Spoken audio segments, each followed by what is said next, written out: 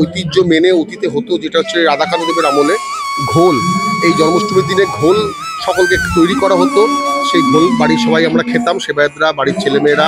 তো সেই ঘোলটা 17 সালে আমার পালায় শুরু হয়েছে প্রথম, তারপরে 22 সালে পালা, এবারে 2025 সালে পালাতো সেই ঘোলটা তৈরি হয়েছে। যিনি আমাদের কার্তিকদা আছে তৈরি করেছে।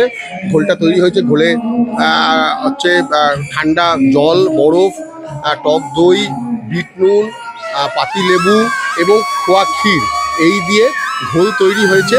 ওই নন্দনাচের পরে সেই ঘোল দালানে রাখা থাকবে বাইরে, সকলকে আমরা দেব। এটা হচ্ছে একটা ঐতিহাসিক নিয়ম, যেটা আমাদের রাজবাড়িতে হতো, বিগত দিন বন্ধ হয়ে গেছে। সেটা আমি আবার 2025 সালে আবার পুনরায় আমি চালু করলাম।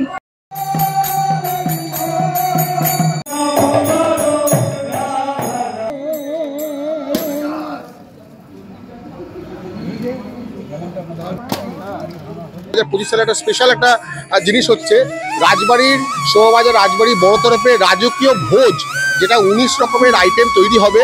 দুর্গাপুজোর পঞ্চমী থেকে নবমী অবধি এখানে তৈরি হবে এবং সেটা বিভিন্ন রকমের আইটেম, রাধাবল্লভী, লুচি, ছোলার ডাল, শুক্তো, পোলাও, পনির, রাইস, ভ্যারাইটিস মিষ্টি এবং আরও অনেক আইটেম যেগুলো সারপ্রাইজ থাকবে।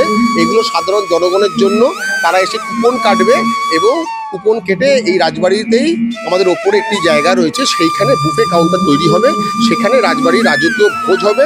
আমি চাইবো সবাই আসুক এবং শোভাবাজার রাজবাড়ি বড় তরফের এই রাজকীয় ভোজে অংশগ্রহণ করুক।